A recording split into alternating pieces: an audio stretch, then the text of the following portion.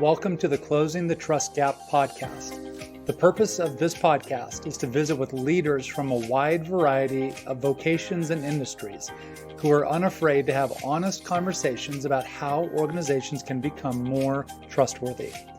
My name is Corey Shear, and I'm the founder and CEO of Trust Centric Consulting and the author of the book titled Closing the Trust Gap. I truly hope that this conversation is helpful and will inspire you to take action on strengthening trust.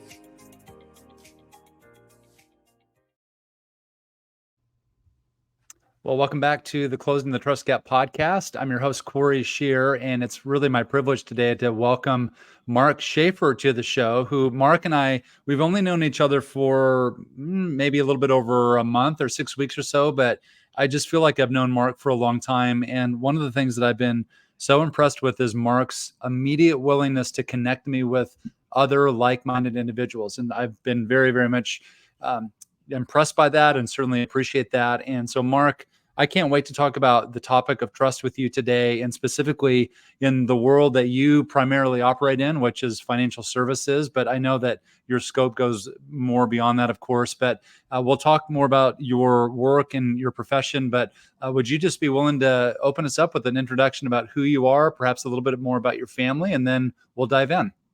Yeah, thanks, Corey. It's good to be back with you. We need to catch up in person. I don't think we've met in person yet. We haven't. No. So that'll be a good time, I'm sure. My name's Marc Shaffer. I am a financial planner and a CFO for Searcy Financial Services and Alos Investment Advisors. Been at that company for 18 years, which means I've been in Kansas City for 18 years, but originally from Topeka. I am married for 6 years in May to Bridget Shaffer. She's got a unique career and should be on here from a trust discussion as well with how she manages her team. We've got 2 wonderful kids and have an interesting experience about bringing that to fruition. Grant and Emily, it's a 2-year-old and a 4-month-old. So if I look tired, it may be because interesting night still. Yes. Yeah. You're still in the midst of the night, even though it is middle of the day. That's true. Yes.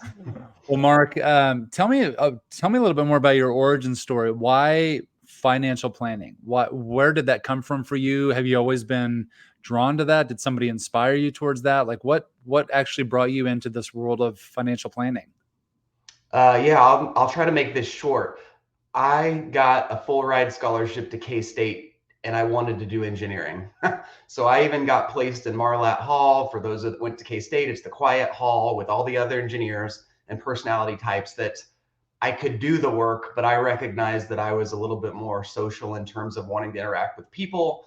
That, I guess, choice of major would have required no job, like internal work.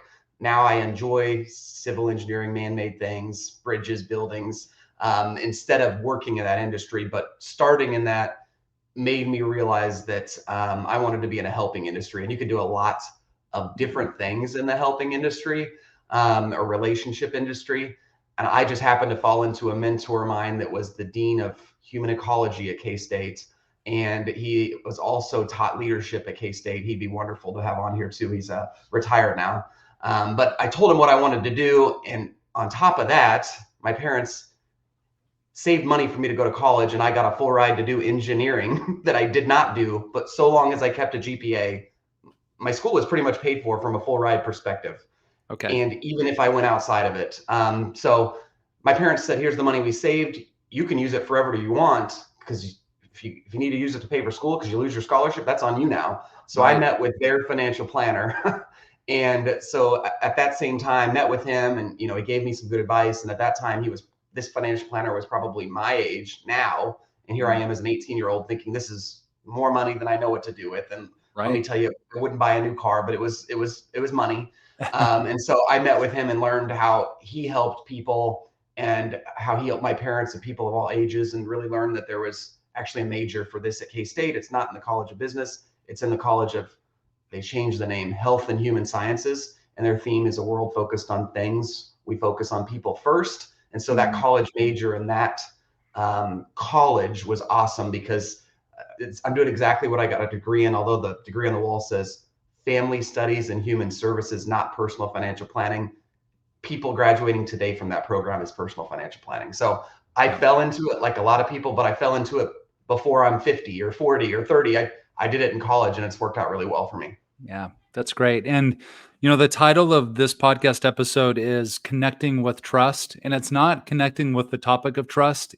When I think about you and just even in our short experience of knowing each other, you you connect with trust. It's not, I mean, you are trustworthy in your commitment to connecting people together. And I'm curious, I know that's who you are, but what has been the effect of that approach and that philosophy and that personal commitment? What has the effect been for you in your business?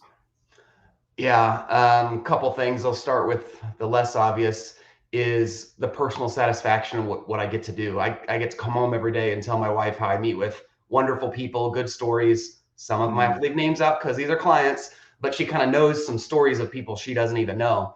But it's really added a sense of purpose and satisfaction to what I do. Now, as you can imagine, in any career as a business owner, you do well, it also adds economic benefit too. So sure. I've personally gotten to a point where that's not why I'm doing it anymore. Of course, the pyramid, you got to get somewhere. And I'm to the Mhm. point where I'm more interested in success and significance so that I can pay it forward. And that just breeds more contentment and more help and more trust and everything we're probably going to talk about here in the next few minutes.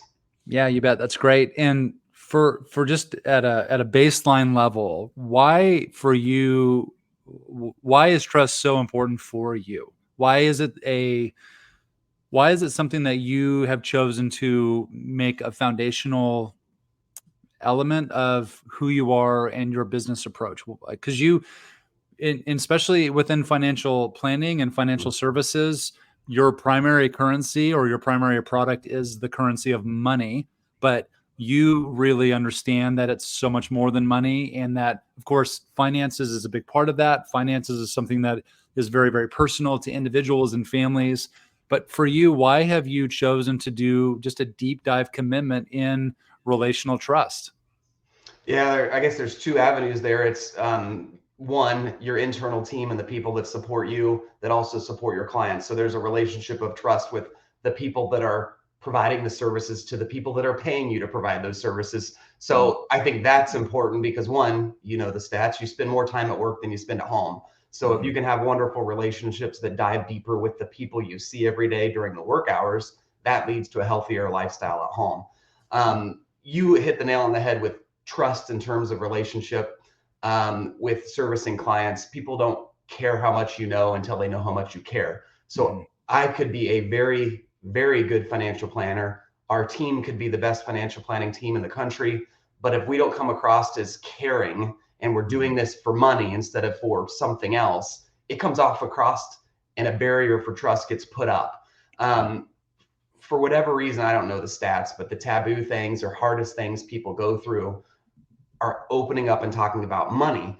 And oftentimes, people are more vulnerable to talking about money when they're going through life's transitions. The easy ones are the fun ones, a marriage, right? Those are good. Mhm. Right. Other ones I've dealt with are disability, and now they're talking about someone never working again, and income and changes and death. People, someone in Top Gun Kansas City, their husband passed away as a early 40s person. Like that changes everybody's life in a vulnerable moment. My mom passed away at 70 last year, so it hit me Mm, personally. But people have to feel good enough about opening up. Sometimes it's their baggage on the way that they were raised with money, the way that they view money, the way their family taught them, that unless I understand I'll call it baggage is a wrong word, but where they're coming from, yeah. the advice can't be tailored to the extent that it can, nor can you oftentimes move someone forward on those goals if you don't understand where it's coming from. Because sometimes it's not a logical financial decision, it's an emotional decision. And that doesn't mean it's right or wrong. That just means what's best for them. So And it's yeah, yeah, that makes a lot of sense. And for you, I've been just thinking about this idea of utilizing trust to help people co-create maybe a new version of their truth, whether it's a leader that's brand new or a leader in a difficult season or a family that's going through a challenge or any kind of a relational, or even as a parent. I've got 4 kids. So one of the opportunities from a leadership standpoint is is to help them kind of co-create a new version of their truth, because their existing version of their truth may not necessarily be helping them as much as what it once did. And so life has changed, circumstances have changed. So for you, as you think about these tools that you provide and the services that you all provide, do you find that you are helping them create, or you're co-creating with them, a new version of their financial truth? So we call it something different, but let me tell you what it is to us. And it's evolved over the years, the detail work of what we do for it, but creating someone's vision for their life. We are getting to the point where we are collecting the data, and we used to write it for them, and they said, "Is this you?" And they'd say yes, but we're moving in a direction where we're having them write it for themselves and helping them craft it by asking them questions of things they've never thought about, oftentimes none of which has to do with finance. Because at Yeah. the end of the day, finance is the tool to live the vision for your life. If you have all the money in the world, but you're not happy, there's Yep. something else going on there and you have to figure it out. So the other thing that I get, people are like, what do you mean? What do I want life to look like in 100 years or next week? Parents can't look past tomorrow, let alone, a year or 2 or 5. But in order for people, I don't know who said it, but start with the end in mind, right? Mm-hmm. If you want to leave a legacy, it just doesn't happen. It can, but well-designed legacies are with intention from early on. And so some people have these things in their head, or some people are quiet and don't talk about them, or some spouses never open up with what they want the future to look like until they're sitting in a financial planner's office, interestingly enough. And Wow. so you got to get the trust with the team, my team, but also with spouses. And I can tell you one story of someone, let's just say that a divorce was happening in front of me. And Mm-hmm. so Wow. it's worked out best for the couple. They're taking care of a kid. I mean, everything's fine, but it didn't rear its head until they opened up about what was going on. I don't want to say I caused the divorce, but Right. there's things that need to be talked about to plan the future. Yeah. And what do you feel is, I'm sure you've met with hundreds, if not thousands, of clients or client meetings. And of course, with you and your team, the cumulative number is probably very significant. What do you feel, generally speaking, are some of the most common misconceptions about financial planning? Um, let's see. The do-it-yourselfers. I mean, you can do that. And I just met with a prospect this week that took himself as far as he could get. Does that make Yeah. sense? Of course. Like the other quote you think about is, I guess I could operate on myself and do my own dental work, but it's not a good idea. I mean, that's the joke in the industry. But there's different levels of financial planning. And to the extent that you have someone that's doing a good job, in my opinion, throw away the investment management and the returns, because there's no guarantees that I can do better than this person and that person, that person. That's the commodity part of the business. But what Mhm. I do believe we deliver better on is service and uncovering opportunities that should over time pay for our services times over. Mm. So, if people focus on price, then they're not getting the value, in my opinion. So Yeah. part of it is just getting them over the fact that they're going to pay for something that they don't take home a widget for. It's a service. And so that's just, to your point, it's developing trust and taking the jump that it's going to be worth the cost without knowing, because you don't take home any tangible thing. Right. And that does require trust. It's the firm belief in the truth of something, and that something may not be fully realized yet. It's different than you buy a plane ticket, you hop on a plane, the plane takes off and it lands safely. That's a very different type of a transaction. So you really are inviting them into a much longer experience, a much longer journey with something that is obviously very personal and private and important for them, which it should be important to them. And so because of that, there needs to be high levels of trust with your financial planner. There's just no doubt about that. It's kind of a no fail relationship. And for you, do you feel, I assume that you feel a very strong sense of ownership in that. And then how do you then invite or identify new team members to join you to be a part of your team? Because as you get bigger and bigger, or as you've gotten bigger, you've had to rely on other people to come join your team. And that requires you to give something to somebody else. That's you are exporting some ownership to another individual. Tell us a little bit more about your process for identifying and hiring the right people for your team. Easier said than done. We have hired 3 new people this year, maybe 4. An intern turned into full time. Okay. That's a delicate thing because it's not only one developing trust amongst each other for a new team member, but inviting them into a trusted client relationship where they're now servicing without the history of knowing him for some of our clients 30 years. And so Mm. it's a careful thing. And we have a culture of paying it forward and let the rest take care of itself, do the unexpected extras. Like I don't say under promise and over deliver. I say over promise and then still over deliver. That's like, I set a pretty high standard. And sometimes I come across as, I guess, overwhelming, but I can tell stories of the ways that it's paid off in a lot of different things. And I just need people to see and buy into that. But at the other end of it, I don't want to push them to comfort levels that they're not there. The fact that I might get on and work from 10 till midnight on a Tuesday night, I'm not expecting my team to do it. Yeah. If they want to, great. Or if they want the flexibility, great. But at the end of the day, I got to remember where I'm coming from, and my excitement level may not match, but I'm hopeful that it creates a culture of people getting excited to help other people.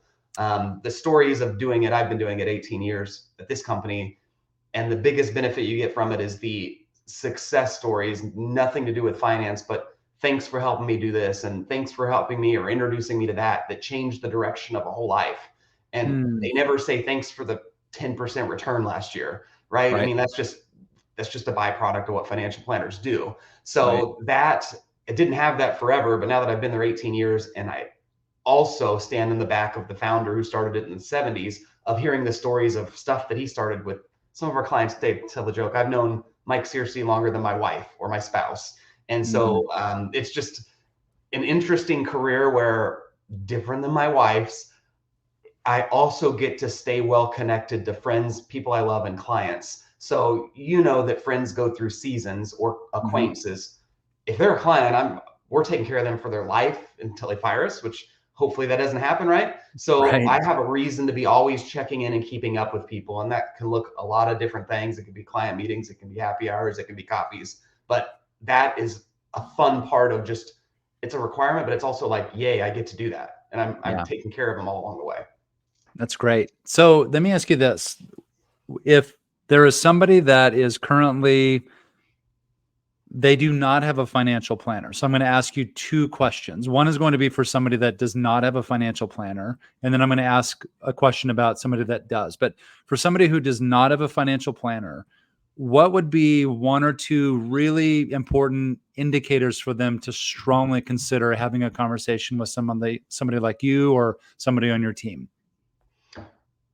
It's unfortunate in the industry where response is not there. Corey, you probably match me. At the end of the day, I clean out my inbox, I touch everything, and more than anything, I feel like I manage expectations. So I never want someone to go with wondering if I'm working on it. So even if it's taking longer, hey, I'm Yeah. working on it. Here's my next deadline. Easy, simple. Nobody does it. The other thing is, I love personal touches. Like, I take notes about what's going on with them personally, and I follow up like it's a client service request, not because I have to, but because I want to. And Yeah. back to my first comment of, they don't care how much you know until they know how much you care. But with all these people and we're meeting, taking care of, this sounds bad, I got to take notes, but I want to remember those things and bring them back up. And there's a system to do that, but Yeah. that perpetuates the trust over time. So, one, do they trust the person? Two, do Right. they know how they get paid? I'm a fiduciary. That's different than a lot of other advisors. I only get paid fees. Fee Right. only is important for me. And then, like, just, I want to work with people I like. So, like, do you like them? And that doesn't mean I have to be their best friend every weekend doing something with them. But when we get together, it's not the awkward work of a dance of conversation that, you've been in those before. So, Yes. Yeah. and if we have a few of those, and that's fine, maybe it's not my personality, and it's someone else on the team that we can transition them to.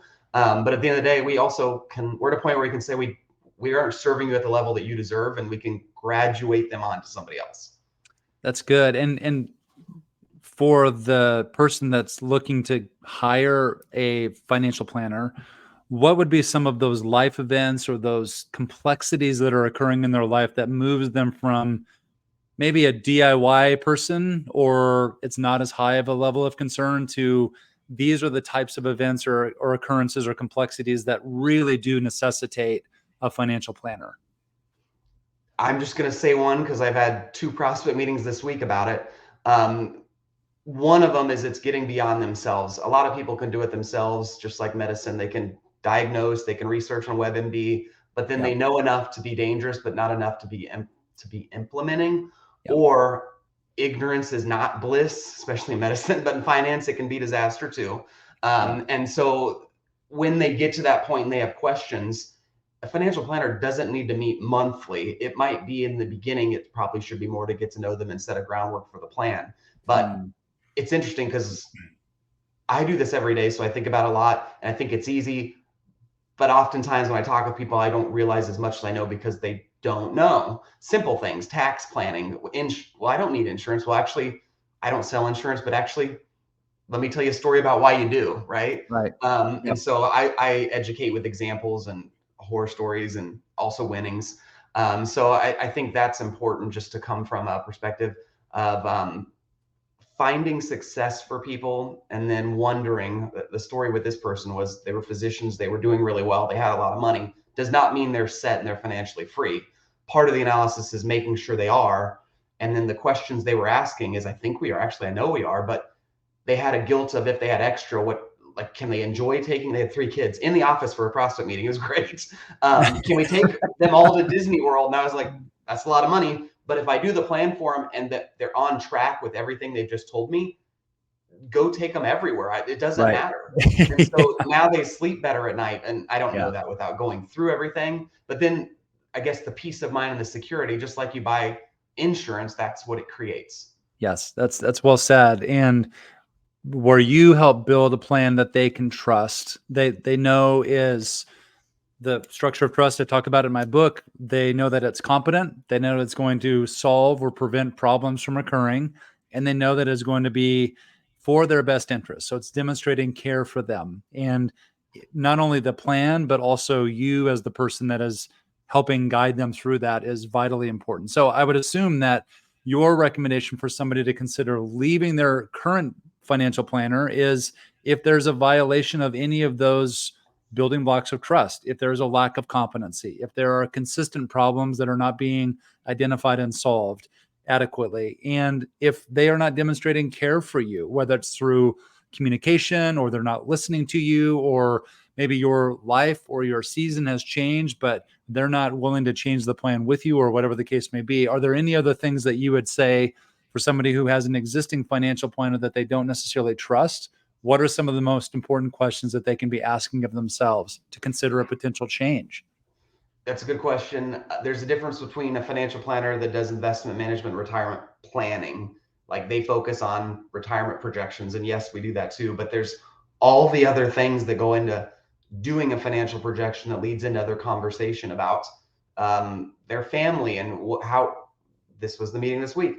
How is your dad doing? He's on his own. Mm, Are you, sir? Are you with a power of attorney? What is the estate succession plan? Look, I'm not getting paid to take care of their dad, but it's things that are impacting them that they need advice on. Where some people would say, I'm just going to do what's in this realm of the box of what they're paying me for, which is the retirement projections. But talking about long-term stuff opens up all of that and taking care of kids. And of course, there's college funding, but how do they want to set them up if they do?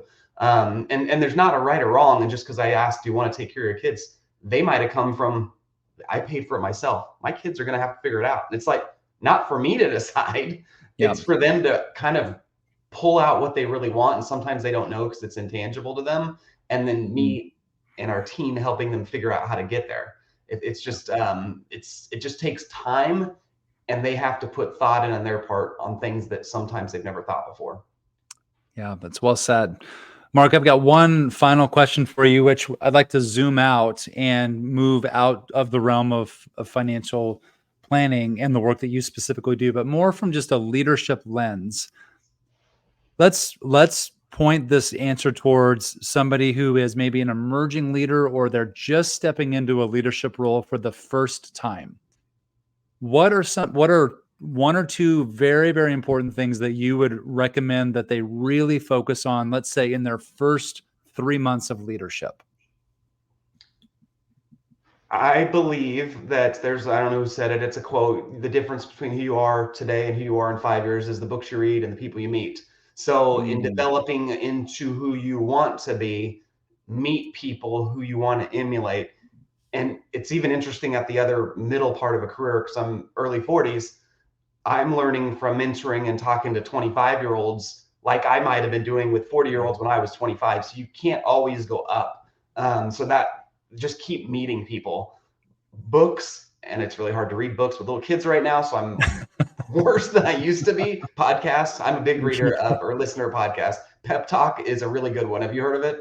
I've not. I'm going to write it down though. It's an app that motivational speech is awesome. I mean, you'll Okay. run outside yelling, kind of like when you listen to Tony Robbins. So podcasts, listening, books, and then people. And I always say this: don't discount anyone. Don't burn any bridges. Find a way to stay connected to everybody that you're meeting, and that might just be by connecting them on LinkedIn and all these other social media platforms. And there's nothing more than that. But just I'm an open network and an open universe person, and the way that that's fed back into whatever is supposed to come up in life is very interesting. And I have lots of stories about that, and that could be a whole other episode. I love that. I love that concept of being open network. That's a powerful construct because it not only says who you are and what you're committed to, but it holds you accountable to shine a bright light in the dark corners that are common with people where it's like, nope, there are no dark corners here. This is an open network. I think that's really, really One powerful. more thing, Yes. advice that I had on my goal to mention is trust and vulnerability. Be vulnerable to open up to people about your insecurities. It lends to them doing the same, deepens the relationship. I can't tell you enough about that. Nick Johnson, who I introduced you to, or I am going to, Yeah. he says most people swim in the shallow end. I swim in the deep end. There's less people, but because of that, it's enjoyable and it's purpose driven, and vulnerability causes it. It's good. I love that, Mark. Okay, I want to make sure that we give our listeners an opportunity to connect with you directly and with Searcy if they have specific needs. So, what is the best way to reach out to you and your company? I said it earlier. I clean out my inbox every day, so email is great. I will try to get to it in one day. Mark at Searcy Financial, and I think it's on the screen somewhere. MARC at Searcy Financial. SearcyFinancial.com is the website. I am an open networker with LinkedIn and Facebook, Instagram. I've tried and I'm not successful, but I'm on there. I'm happy to connect with however people can find me. That's great. I want to encourage you, if you're listening and what Mark has told us, shared with us today has resonated with you, which I'm assuming that it has, please, at a minimum, reach out and create a connection with Mark on LinkedIn. And if you have specific financial planning needs, reach out and they will obviously help in whatever way that you need. But Mark, I just want to say thank you again for your time. I've been so impressed out of the gate immediately at your communication responsiveness, your authenticity, your willingness to connect me with other people. It just speaks so highly of not only who you are, but how you lead, and also Searcy, the company that you represent. So thank you so much for modeling what I would call, you model so well, the trust proposition. It's more than the value proposition, more than I pay you in order to give me a service. You are modeling something that is much deeper and more meaningful than that. And that's the trust proposition. And so I just want to say thank you. And I'm looking forward to continued conversations and ways in which we can help each other grow our open networks. So with that, Mark, thank you again for your time today. I appreciate it, Corey.